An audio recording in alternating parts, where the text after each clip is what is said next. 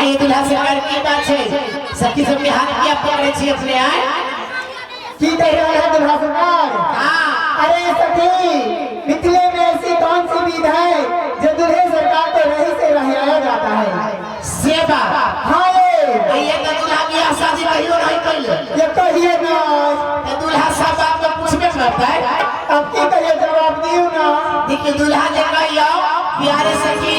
मिथिला में ये कौन सा विध है जो दूल्हे को पत्थर से गाल सेका जाता है नहीं? हाँ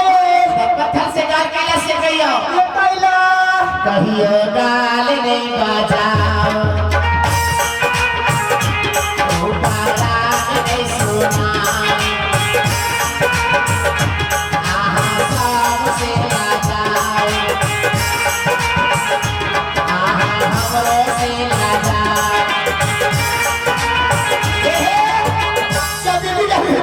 ये दुल्हा सबसे लाजाता है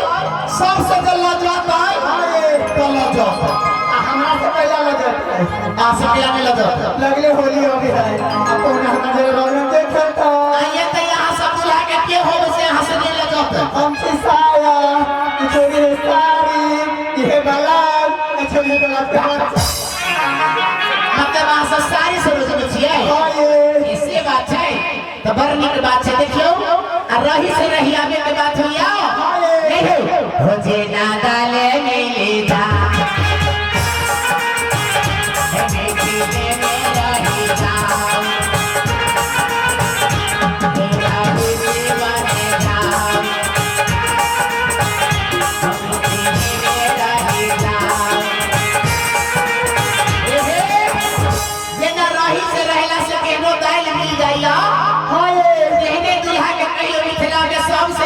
मिथिले में रह जाता और रहीस बन जाता रहीस हाँ वो बच्चा बाप रहीस बन जाता प्रेम से बोलो श्यावरे रामचंद्र की